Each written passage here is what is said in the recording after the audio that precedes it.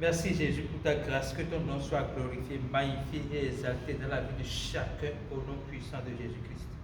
Nous sommes encore là pour poursuivre dans la série d'enseignements Sauver pour marcher dans la santé divine et dans la guérison surnaturelle. Et vous savez que dernièrement, j'ai commencé un enseignement qui porte sur l'attitude du croyant à l'hôpital. Est-ce que le croyant peut aller à l'hôpital? Nous avons montré qu'il est même nécessaire que le croyant aille à l'hôpital, sauf qu'il doit aller à l'hôpital avec la mentalité que c'est Jésus qui guérit et que les médecins soignent.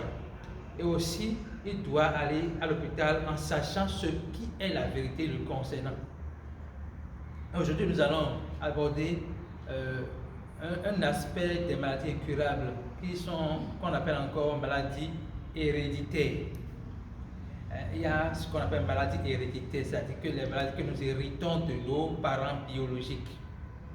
Alors, quand vous allez à l'hôpital et qu'on vous détecte un mal, pour soutenir cette thèse-là, on vous demande est-ce que votre parent était diabétique, est-ce que votre mère était hypertendue, lorsque vous répondez à ces questions par l'affirmatif, on conclut, et ça soutient cette thèse-là, que vous souffrez d'une maladie héréditaire. Alors, est-ce que le croyant peut souffrir d'une maladie héréditaire?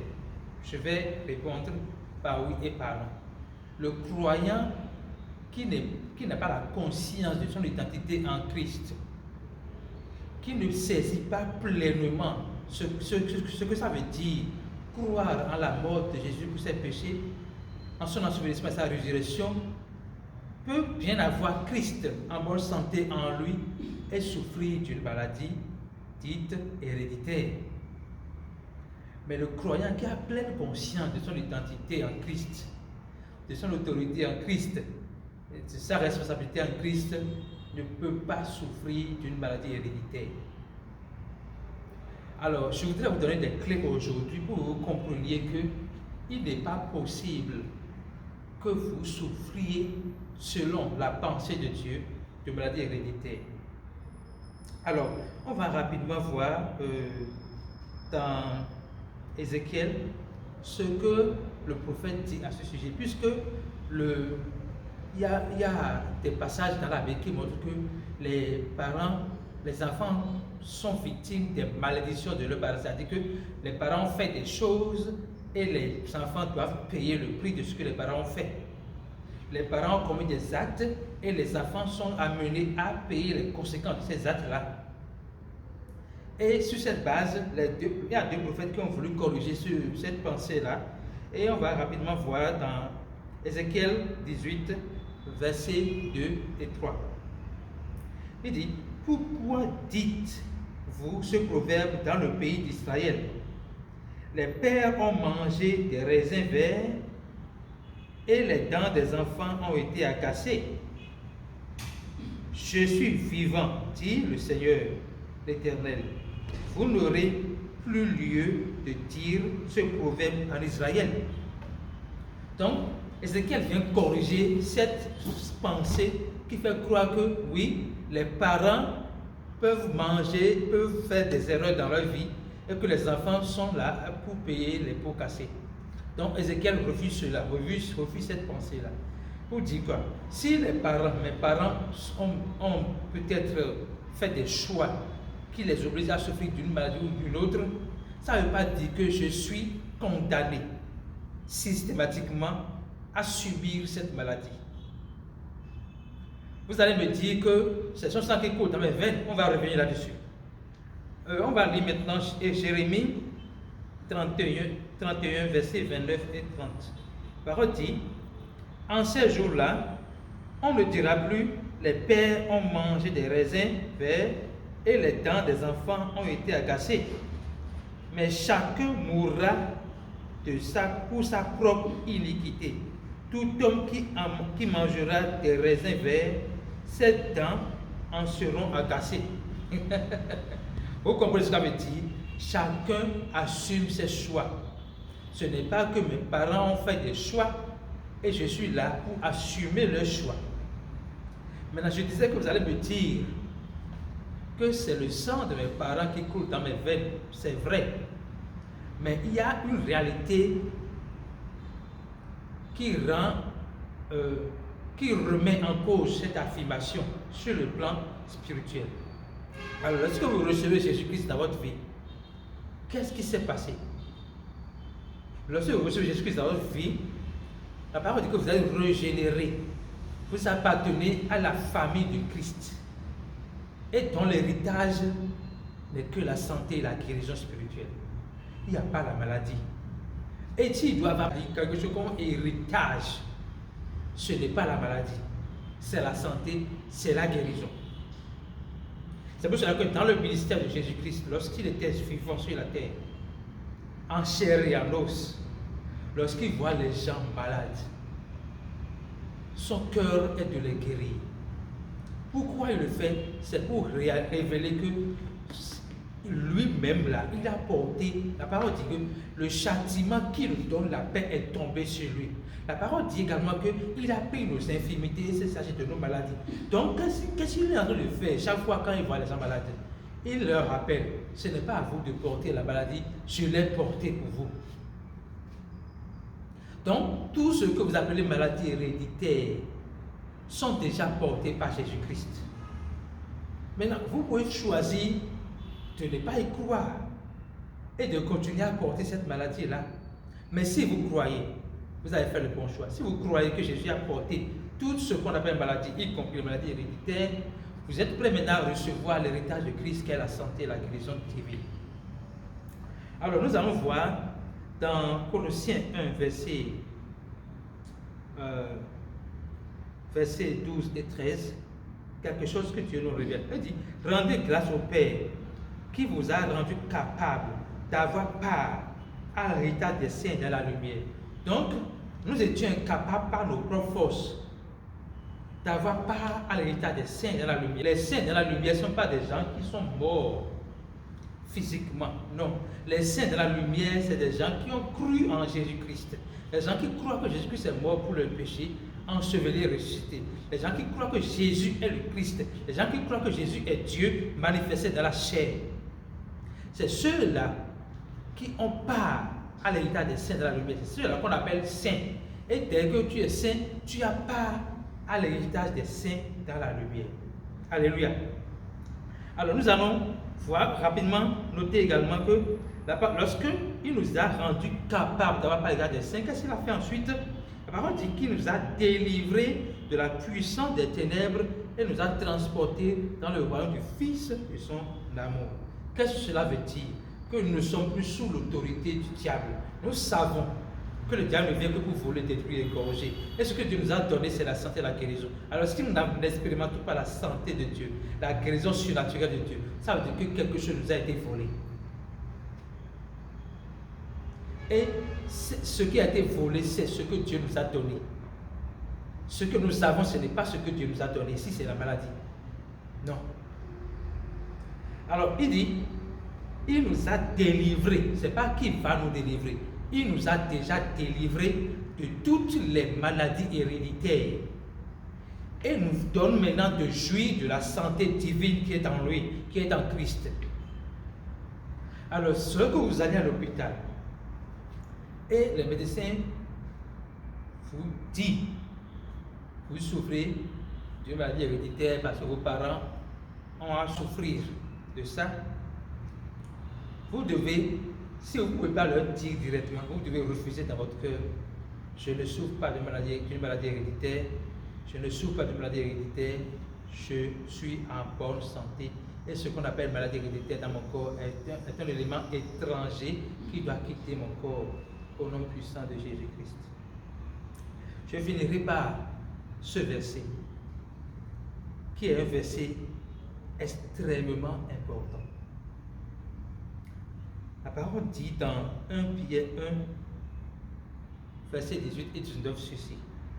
Sachant que ce n'est pas par les choses périssables, par l'argent ou l'or, que vous avez été rachetés de la vaine manière de vivre que vous avez hérité de vos pères, mais par le sang précieux de Christ, comme d'un agneau sans défaut et sans tache.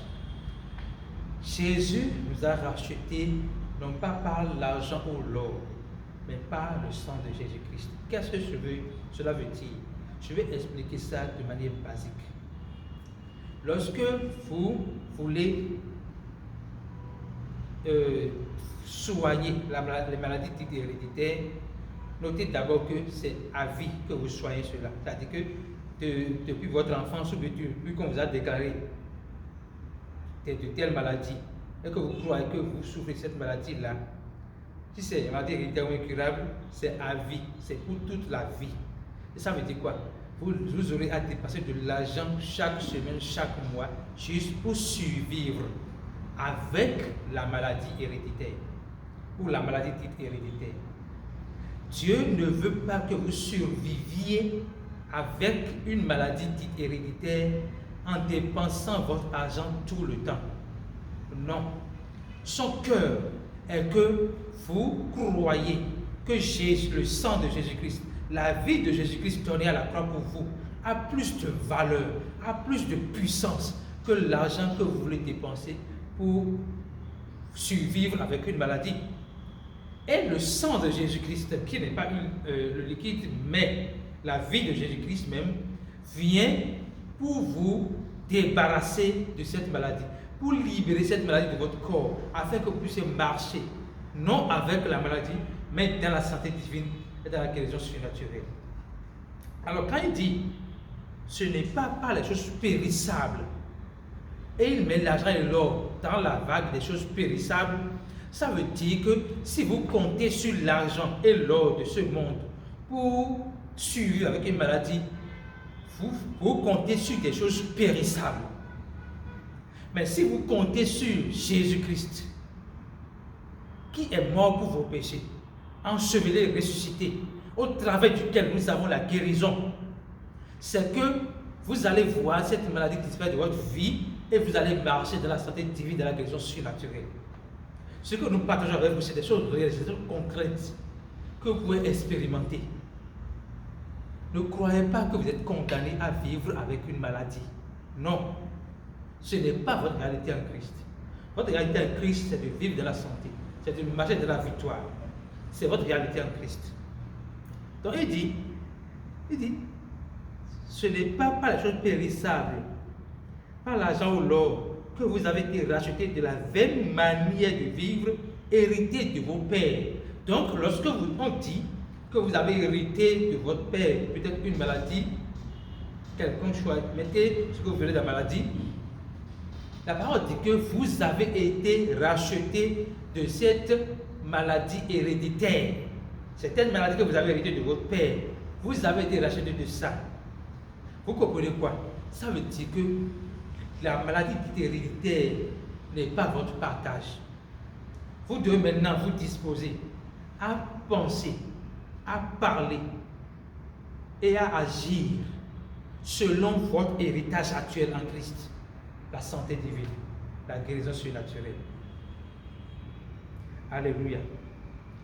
Mais par le sang précieux comme d'un agneau sans défaut et sans tache. Jésus-Christ est un agneau sans défaut et sans tache.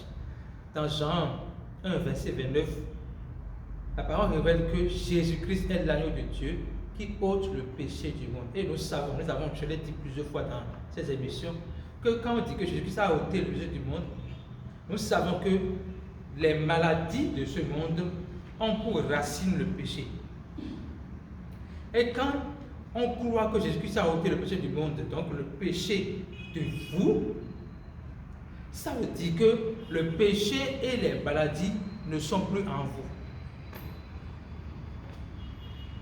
Le péché et ces esclaves qu'on appelle maladies et consorts ne sont plus en vous. Vous êtes libérés du péché.